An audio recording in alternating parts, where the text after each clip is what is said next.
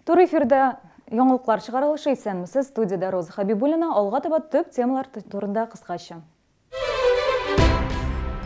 Шәһәр укытучылары бердәм дәүләт имтиханнарын тапшырды. Аның нәтиҗәләре мөгаллимнәрнең киләчәктәге эшчәнлегенә ничек тәэсир итер, Гүзәл Шиһапова ачыклады.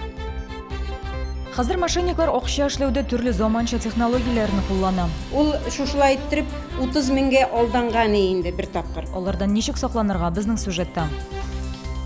Шәһәрдәшләрне алда ял көннәре көтсә, юлчыларны кар көтә, машина йөртүчеләрне тимер атларын проспектларда калдырмаска кисәтәләр. Башкарма комитет җитәкчесе урынбасары тарих фәне буенча бердәм дәүләт имтиханы тапшырды. Бүген республиканың барлык мөгаллимнәре дә төрле фәннәр буенча үзләренең белемен тикшерде. Шәһәрдә 4 пункт эшләде, парта артына 900 укытучы утырды. Башлангыч сыйныф укытучылары мондый имтиханны беренче тапкыр бирде. 53-нче мәктәптә имтиханнар иртәнге 10-да башланды. 1 сәгать алдан укытучылар теркәлү процессын узды. Барысы да укучылар тапшырган имтихандагы кебек аудиторияларда камералар, шпаргалкалар кулланырга ярамый. Барысында оештыручылар күзәтәчәк. Работы поступили к нам, КИМы, контрольно-измерительные материалы в упакованном виде. Я их по акту принимаю у сотрудников департамента.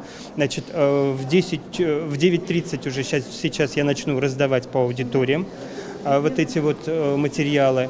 Они абсолютно запечатанные. Что внутри, не знаю ни я, ни учителя, ни организаторы. Имтиханга балалар белән бергә еллар дәвамында әзерләнгәннәр, белемнәр нәкъ 11-нче сыйныф укучыларыныкы кебек. Мөгаллимнәр хаушый, күбесе фикерләре чуалудан куркып комментарий бирүдән дә баш тартты. Мондый тикшерү кирәкме, фикерләр төрле. Я думаю, что надо. Еще Константин Дмитриевич Ушинский сказал, учитель остается учителем, пока он учится. Как же проверить результаты своей профессиональной деятельности, профессионального развития? Как проверить? Раньше не было такой процедуры. И мы не могли проверить. Мы пытались как-то через учеников, своих учеников выставляли. Каждый год нас отправляют на эти. Смысл я не вижу в этом. Мы же знаем, какие задания, что из себя представляет задание. Не знаю, может, кому-то надо. Может, кто-то хочет проверить свои знания. Республиканың мәгариф министры әйтүенчә, бу тест белем бирү процессын үстерүгә юнәлтелгән, бәлки укытучылар балаларның психологик халәтен дә яхшырак аңлар. Нәтиҗәләр якынча 2 атнадан соң билгеле булачак. Әгәр балалар әз булса да, беркемне дә эштән кумаячаклар. Безнең укытучыларыбыз үзләренең укыткан фәне буенча билге алалар. Чөнки укытучы үзенең фәнен белергә тиеш. Һәм инде ничек итеп имтиханны бирү ысулларын кулланып, өйрәнеп, яңадан инде үзләренең укучыларына җиткерәчәкләр. Каникул вакытында чыгарлыш сыйныф укучыларын мәктәптә дә, урамда да очратып булмады. Әмма балалары белән бергә биремнәр чишкән әти-әниләр үз фикерен әйтте. Укытучыларның соответствиесен тоже белергә кирәк, олар тоже беләләрме, соответствуетме. Уку әзрәк әйбәтрәк булыр. Аннары ширик билгеләренә әзрәк игътибар бирер. Укытучылар арасында бердәм дәүләт имтиханнарын тапшыруга каршы булучылар да шактый. Хәзер алар төрле дәрәҗәдәге җитәкчеләргә хат әзерли. Петициягә республиканың 3000 мөгаллиме кул куйган. Гүзәл Шиһапова, Сергей Вильданов. Интернетта һәм чынлыкта булган алдалау очраклары арта бара. Эчке эшләр идарәсеннән соңгы алынган мәгълүмат буенча, бушлай игъланнар сайты аша пенсионерны төп башына утыртканнар. 64 яшьлек шәһәрдәшебез 64 мең сумыннан колак каккан. Кызганыч, бу беренче һәм соңгы очрак түгел. Мошенниклар халыкны алдауның яңа ысулларын өйрәнә. Җинаятьчеләрнең ятмәсенә ничек эләкмәскә Гүзәл Шиһапова ачыклады. 50 сотни раз выигрыш увеличивают. Габбас Шамгунов кебек клиентны озак эзләргә туры килми. Интернеттагы рекламага алданып, ул мошенникларның сайтына кереп электрон почтасын һәм үзе турында мәгълүмат терки. Аннары җиңәр өчен бары тик синдикатка гына керергә кирәк ди ул. Шушы адрес буенча хат җибәрәсең. Хочу участвовать в беспроигрышном синдикате дип. Монда хәрәкәт иткәннәр, надо видеть секретный ход Юпитер 200 бусы Bir nинди җиңүдә булмый, шәһәрдәшебез таныш булмаган счетка 20 000 сум акча күчерә. Аның тормыш иптәше белдерүенчә, Габбас Шамгунов мошенниклар әйтмәсенә беренче тапкыр гына эләкми. Берничә рәт уже алданды ул. Анарга приборлар җибәрделәр. Ул приборларны барып алганнан соң, анарга инструкцияны бирмәделәр, ничек аның белән кулланырга. Анарга тагын да телефоннан шалтыратканнан соң әйттеләр, тагын да менә икенче приборны ал, шул вакытта сиңа җибәрәбез менә шушы прибор белән ничек кулланырга аның неен язуын. Ул шушылай иттереп 30 000 алданган инде. Кызганыч, хукук сакчылары шәһәрдәшебезгә ярдәм итә алмый. Ул килешүгә үзе кул куйган, мошенникларның счетына акча күчергән, интернет һәм телефон аша уздырыла торган бернинди уеннарда керем китерми ди полиция хезмәткәрләре. Берәүләр акча атам дип, икенчеләре бәхеткә ирешәм дип, мошенникларның янчыгын тулыландыра. Они одеты в такую же одежду, как наши. Они тем более и недалеко, тоже вот рядом, в соседних этих живут. Кто-то в джинсах, кто-то в таких вот платьях, в смысле, гражданских, скажем так, не этнических, а уже светских вот средних платьях. И у нас потерпевшие, они говорят, а мы, говорит, не знали, что это вот мошенница. Газ хезмәткәрләре формасын киеп тә халыкның ышанычын яулаучылар бар. 28 һәм 29 июльдә 3 ир-ат шәһәрдәшләренең 150 000 сум акчасын урлый, ялган хезмәткәрләрне чалылар, фатирларына үзләре керткән. Хараклар исә алдан уйланылган схема буенча эзләрен яшергән. Ходит в магазин, сейчас придут, там машину сходят, вещи принесут, и потом теряются. Да, к чаю что-нибудь купить, и после дальнейшего теряются. Хәзер әлеге ирадлар сау астында судта карар чыгарганнарын көтәләр. Аларга 6-7 елга хәллек ирекләреннән мәхрүм ителү яный. Барлык очракларда да шәһәрдәшләрнең үзләрендә дә гаеп бар. Полиция хезмәткәрләре игътибарлы булырга, таныш булмаган счетларга акча күчермәскә, чит кешеләргә ишек ачмаска киңәш итә. Мошенниклар корбаны булсагыз, 02 телефон номеры буенча шалтыратырга мөмкин. Гүзәл Шихапова, Сергей Вильданов, Яңалыклар. Киоскларда сәүдә итәр өчен аукционда катнашырга туры киләчәк. Мондый объектлар исемлегенә фундаментсыз, җиңел күчерелә торган һәм үзәк су белән тәэмин итү системасына кушылмаган биналар керә. Башкарма комитетта уларны урнаштыру буенча күрсәтмә әзерләнә. Схемага 374 павильон һәм киоск кертелгән. Есть законодательство, которое нас обязывает, уже обязывало с 1 марта 2015 года предоставлять места для размещения таких объектов, НТО так называемых, только с аукциона. Обо всем этом расскажем, как участвовать в аукционе, потому что для них это тоже все новое, для некоторых. Ну, кто-то, конечно, кто изучает законодательство, он все понимает. Бүген шәһәрдә инновацион кибет ачылды. Электрон һәм көнкүреш техникасын өйдә утырган килештә сатып алырга мөмкин. Ничек безнең сюжетта? Шаллыда мондый форматтагы кибет юк иде әле. Ситилинк кибетенә килеп терминал аша товарны сайларга кирәк. Кассада түлисең һәм кирәкле әйбереңне алып китәсең. Бирдә көнкүреш һәм электрон техниканың киң ассортименты тәкъдим ителә. Суыткычлар, офис өчен кирәк-яраклар һәм башкалар.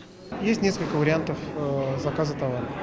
Первый – это на торговых терминалах, которые расположены здесь.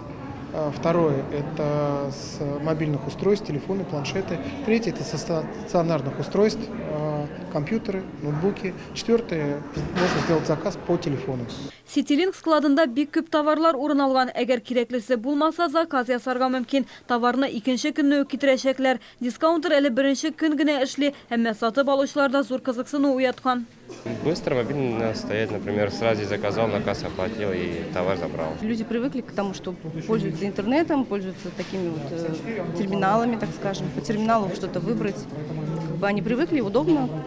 Консультанты очень вежливые. Мы пришли, нас сразу обслужили, показали, куда, как, что нажимать. Вот и телевизор приобрели. Ситилинк кибетләре Россия базарында 8 ел эшләй инде. Бу вакыт эчендә ул танылган брендлар белән хезмәттәшлек җепләрен ныгытырга өлгергән. Сәүдә нокталары илнең 22 шәһәрендә урнашкан. Ире дискаунтерларның берсе Казанда. Хәзер шәһәрдәшләр дә бу кибеткә йөри ала. Ачылу уңаеннан сатып алучылар өчен 4 көн дәвамында бонуслар каралган. В честь открытия нового магазина Ситилинка в Набережных Челнах мы проводим акцию. Половина акции направлена именно на низкие цены, на хорошие очень товары. Вторая часть акции – это при покупке мы дарим тоже подарок именно из ассортимента Ситилинка, который специально подобран. 4 көн дәвамында бүләкләр һәм сертификатлар уйнатылачак. Ситилинк дискаунтеры первый сәүдә йортында Вахитов проспекты 13Б адресы буенча урнашкан. Бейрамнарда халық yol итсе де, юлчылар эшлеуден туктамаячак. Өстәвенә ял көннәрендә синоптиклар кар вәгъдә итә. Аларның эшен акымаучы аламасы өчен машина йөртүчеләргә автомобильләрен проспектларда һәм шәһәр урамнарында калдырмаска кушалар. Бу кар чистарту техникасына киртә булып тора. Бүген Тимер Атын Вахитов проспектында калдырган шәһәрдәшебез машинасын штрафстоянкадан барып алачак. Эвакуатор хезмәте өчен дә штраф та түләргә кирәк булачак.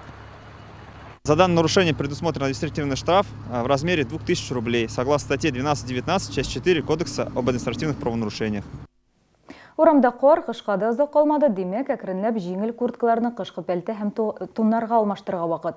Югары сыйфатлы өс киеме нинди булырга тиеш, аны кайдан сатып алырга алдагы сюжетыбызда.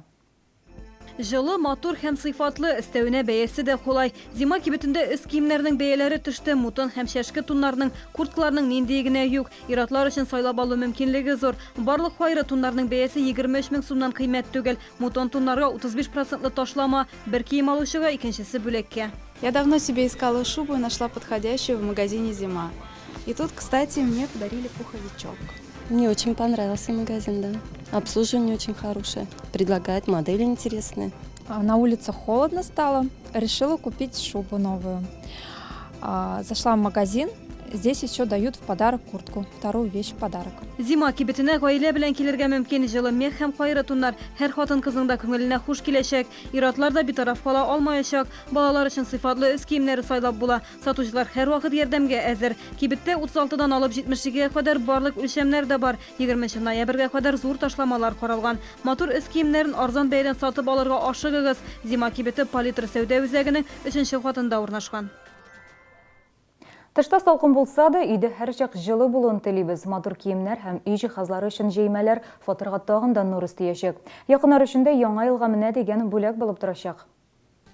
Жылы юрганнар, йомшак мендәрләр, сөлгеләр һәм пастель кирәк-яраклары. Чаллыга Иваново текстиле ярминкәсе килә. Салкын кичләрдә сарык һәм дөя юннан эшләнелгән юрганнар җылытачак. Бамбуктан эшләнелгән одеяллар сатып алучылар арасында аеруча популяр.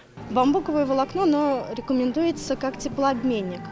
То есть летом под ним не жарко, а зимой под ним очень тепло. Мендәрләрнең төрлесе бар, шәһәрдәшләргә аккош мамагыннан, сарык һәм дөя юныннан эшләнгәннәрен тәкъдим итәләр.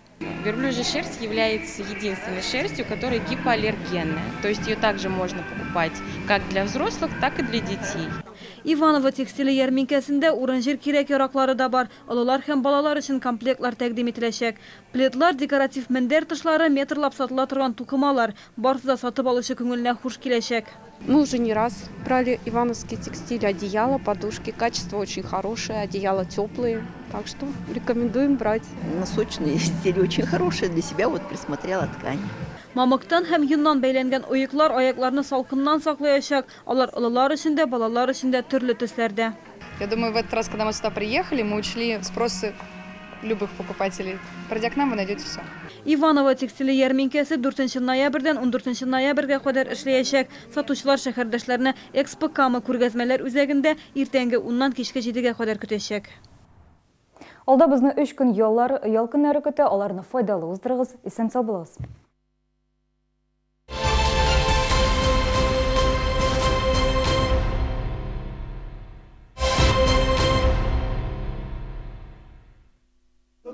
Мужской вокальный ансамбль «Антем», город Санкт-Петербург. Тонкий юмор, захватывающее исполнение, великолепные голоса акапелла. 4 ноября органный зал. Гүзәл Уразова һәм Илдар Хакимов көтеп алынган яңа грандиоз шоу программалары белән Чаллыда 9-10-11 декабрь Сарасадыкова исемендәге концертлар залы. Когда не здоровится моему ребенку, я иду в интернет. Но оправдан ли риск? Ведь здоровье ребенка дороже. Детские врачи диагностического центра Новохитова 7 дней в неделю готовы помочь вам и вашим детям. 91 31 43. 11 ноября. Вечер органной музыки. На сцене органного зала народный артист Российской Федерации Рубин Абдуллин.